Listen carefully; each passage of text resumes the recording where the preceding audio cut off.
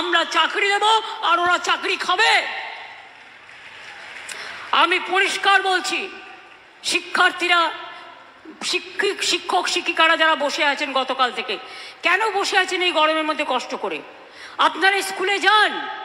আমি তো আপনাদের বলেছি, সুপ্রিম কোর্টে আপনাদের টাকা বন্ধ করে দিয়েছিল, চাকরি বাতিল করে দিয়েছিল, কিন্তু আমরা তো রিভিউ পিটিশন করেছিলাম এবং তাতে তো আমরা বলেছি যে আপনারা মাইনে পাবেন এবং সিস্টেম অনুযায়ী মাইনে আপনাদের কাছে চলে যাবে।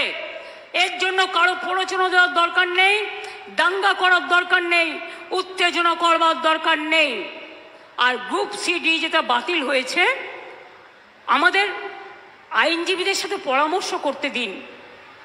আমরা আইনজীবীদের সাথে পরামর্শ করে বাদবাকিটাও আমরা নিশ্চয়ই আবার দরকার হলে রিভিউয়ে যাব, এইটুকু বিশ্বাস আমাদের উপর করতে পারেন। যারা আপনাদের চাকরি খেয়েছে তাদের উপর ভরসা করবেন না, যারা চাকরি ফিরিয়ে দিয়েছে তাদের উপর ভরসা করুন, আর যারা আগামী দিনও ফিরিয়ে দিতে পারে তাদের উপর ভরসা করুন। আইন আমাদের মানতে হয়, আইন মেনে চলতে হয়, আবার আইনে মনে রাখবেন আইনও যেমন আছে, আইন আবার পথও খুলে দেয়। সুতরাং আপনাদের চিন্তা করার কোনো কারণ নেই। আমি তো নিশ্চয়ই চাইব না আমার রাজ্যে বেকার বাড়ুক। আবার দেখছি হাইকোর্টে একটা কেস করে বসে আছে, 35,000 প্রাথমিক শিক্ষককে ছাঁটাই করতে হবে। এরা কারা?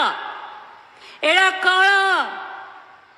আমি জিজ্ঞেস করতে চাই, যারা একদিন আমাদের মন্ত্রিসভায় থেকে তারাও কম লক্ষ্যে টাকা দেয়নি, এই চাকরি দেয়নি, একবার ভাবতে লজ্জা করছে না যে মানুষের চাকরিগুলো করার আগে তার একটা পরিবার আছে, তার সন্তান আছে, সে বাড়ি করেছে, ব্যাংকের লোন নিয়ে কি করে শোধ করবে? একবার চিন্তা করে দেখবেন না?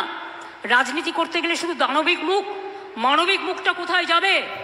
মানবিক মুখের আজকে সবচেয়ে বেশি প্রয়োজন। আর শিক্ষক শিক্ষিকারা আমি বলি,